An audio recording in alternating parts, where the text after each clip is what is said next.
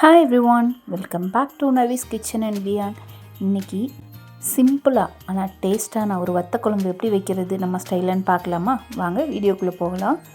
அதுக்கு முன்னாடி நம்ம சேனலை சப்ஸ்கிரைப் பண்ணாதவங்க கண்டிப்பாக சப்ஸ்கிரைப் பண்ணிக்கோங்க.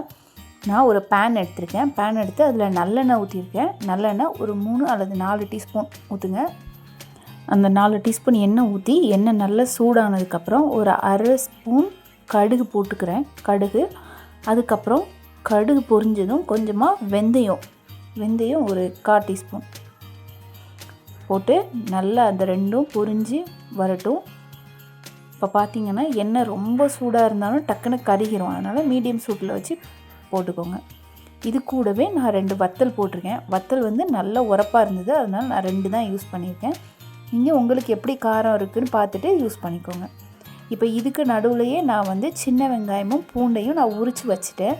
இப்போ பார்த்திங்கன்னா ஒரு 10 பல் பூண்டு நான் தோலோடு தான் அப்படியே போட்டிருக்கேன். நீங்கள் தோல் வேண்டாம் அப்படின்னு நினச்சிங்கன்னா தோலை ஃபுல்லாக ஸ்கின்னெல்லாம் ரிமூவ் பண்ணிவிட்டு குட்டியாக சாப் பண்ணிடுங்க. ஏன்னா சின்ன பிள்ளைங்க மேபி பூண்டு சாப்பிடாது அப்படின்னா குட்டியாக சாப் பண்ணி போட்டால் அவங்க சாப்பிட்ருவாங்க குழம்போட. அதனால் இப்போது நான் தோலோடு போட்டாலும் ஒன்றும் பிரச்சனை இல்லை. போட்டு பூண்டு கொஞ்சம் பொன்னிறமானதும் நான் இப்போது சின்ன வெங்காயம் ஒரு கைப்பிடி அளவு நிறைய கட் பண்ணி வச்சுருக்கேன். இந்த குழம்புக்கு பூண்டும் வெங்காயமும் தான் ரொம்ப முக்கியம். அதுதான் டேஸ்ட்டே கொடுக்கும். ஸோ அதனால் அந்த ரெண்டுமே நீங்கள் அதிகமாக சேர்த்துக்கலாம், ஒன்றும் பிரச்சனை இல்லை. இப்போ பார்த்திங்கன்னா இந்த வெங்காயமும் பூண்டும் நல்லா வேகட்டும் அந்த எண்ணெயிலே கிடந்து. ஆனால் கருகிடக்கூடாது வெங்காயம். அது கலர் மாதிரி ப்ரௌன் கலரில் ஆகிடுச்சின்னா அந்த டேஸ்ட் நல்லா இருக்காது அந்த குழம்பு. ஸோ அதனால் அந்த வெங்காயம் லைட்டாக வதங்கினதும் இப்போ பார்த்திங்கன்னா 1.5 ஸ்பூன் நான் வந்து காஷ்மீரி சில்லி பவுடர் போடுறேன். இது உரப்பு இருக்காது, இது கலர் கொடுக்கும். அதனால் நான் 1.5 ஸ்பூன் காஷ்மீரி சில்லி பவுடர் போட்டிருக்கேன். அப்புறம் ஒரு அரை ஸ்பூன் வத்தல் பவுடர், நம்ம நார்மல் வத்தல் பவுடர் நல்லா உரைக்கும், அது யூஸ் பண்ணியிருக்கேன். இப்போ இந்த ரெண்டையும் போட்டதுக்கப்புறம் கொஞ்சமாக மஞ்சத்தூள் போட்டிருக்கேன். இதை எல்லாத்தையும் நல்லா அந்த எண்ணெயோடு மிக்ஸ் பண்ணி விட்ருங்க. அப்போ தான் அந்த எண்ணெயில் அந்த கலர் இறங்கி அந்த குழம்பு பார்க்குறதுக்கு நல்லா அழகாக இருக்கும். பார்த்திங்கன்னா நல்லா ஒன்றோட ஒன்று அப்படியே சேரட்டும் எண்ணெயோட. அதுக்கப்புறம் நம்ம வந்து இப்போது ஒரு 2 ஸ்பூன் மல்லித்தூள் போட போகிறோம். வெறும் மல்லி தனியாக அரைச்சது ஒரு 2 ஸ்பூன் போட்டிருக்கேன். ஸ்பூன்னா பெரிய ஸ்பூன் இல்லை, டீஸ்பூன் தான். ஸோ அதை போட்டு நல்லா கலந்து விட்டுருங்க. இப்போ அந்த லைட்டாக அந்த பச்சை வாசனை எல்லாம் போகட்டும். போனதுக்கப்புறம் நான் ஒரு புளி கொஞ்சம் கரைச்சி வச்சுருக்கேன். வத்த குழம்புனாலே கண்டிப்பாக புளி ஊற்றணும்ல. ஸோ அந்த புளி கரைச்சி வச்ச தண்ணியை நான் அது கூட ஆட் பண்ணிக்கிறேன். ஒரு நெல்லிக்காய் சைஸுக்கு, பெரிய நெல்லிக்காய் சைஸுக்கு புளி எடுத்து நான் கரைச்சி வச்சுருக்கேன். ஃபஸ்ட்டு ஒரு தடவை ஊற்றிக்கோங்க. ஏன்னா புளிப்பு அதிகமாக இருந்தாலும் நல்லா இருக்காது, உங்களுக்கு ரொம்ப புளிக்கிற மாதிரி இருக்கும். ஸோ அதனால் ஃபஸ்ட்டு கொஞ்சம் ஊற்றிக்கோங்க. நான் இன்னும் கொஞ்சம் அந்த குழம்பு வந்து தண்ணி ஆகணும் அப்படிங்கிறதுக்காக இன்னும் கொஞ்சம் தண்ணி சேர்த்துட்டு தேவையான அளவு உப்பு போட்டுக்கோங்க. இப்போ குழம்பு நல்லா கொதிக்கட்டும். நம்ம அப்படியே க்ளோஸ் பண்ணி வச்சிடலாம் உப்பை ஆட் பண்ணிவிட்டு. இவ்வளோதாங்க மசாலாவே.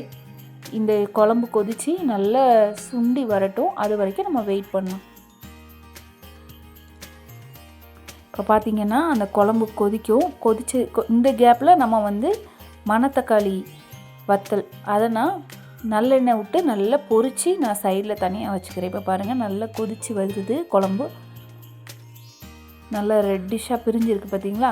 இந்த டைமில் கொஞ்சமாக வெல்லம் சேர்த்துக்கோங்க. அந்த இனிப்பு வந்து அந்த புளிப்பை வந்து கரெக்ட் பண்ணும், அந்த டேஸ்ட் வந்து நல்லாயிருக்கும். ஸோ அதுக்காக கொஞ்சமாக வெல்லம் ஆட் பண்ணியிருக்கேன். நிறைய ஆட் பண்ணாதீங்க, அப்புறம் அந்த டேஸ்ட்டும் வேறு மாதிரி இருக்கும். ஸோ கொஞ்சமாக ஆட் பண்ணிவிட்டு டேஸ்ட் பாருங்கள், உங்களுக்கு எப்படி இருக்குதுன்னு பார்த்துட்டு வேணும்னா இன்னும் கொஞ்சம் கூட ஆட் பண்ணிக்கலாம். இப்போ நல்லா கொதிக்க விட்ருங்க குழம்ப.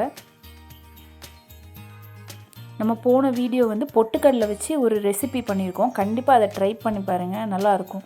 இப்போ நான் நல்லெண்ணெயில் தாளித்த அந்த மணத்தக்காளி வத்தலை அதுக்குள்ளே நான் ஊற்றிடுறேன்.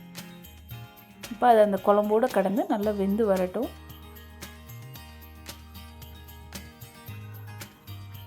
சுண்ட வத்தல் ஓகேவா. இப்போ அந்த குழம்போட கொதித்து அந்த குழம்பு வந்து நல்லா கட்டியாகும்.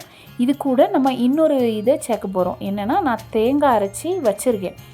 தேங்காய் வந்து ஆட் பண்ணால் அந்த குழம்பு நல்லா இருக்கும், வத்த குழம்பு. ஸோ அதுக்காக நான் தேங்காவை அரைச்சி தனியாக வச்சுருக்கேன். பால் ஊற்றுறதை விட நீங்கள் அப்படியே கட்டியாகவே சேர்த்துக்கலாம், ஒன்றும் பிரச்சனை இல்லை. இப்போ கொஞ்சமாக நான் அதை ஆட் பண்ணிக்கிறேன். தேங்காய் நிறைய ஆட் பண்ணிங்கன்னாலும் வத்த குழம்பு ரொம்ப வெள்ளையாயிடும். ஸோ அதனால் கம்மியாக ஆட் பண்ணிக்கோங்க. கம்மியாக ஆட் பண்ணிவிட்டு நல்லா அந்த குழம்போடு சேர்த்து விட்டுருங்க. இப்போ பாருங்கள் நமக்கு அந்த குழம்பு எவ்வளோ ரெட்டாக வந்திருக்கு அப்படின்னு.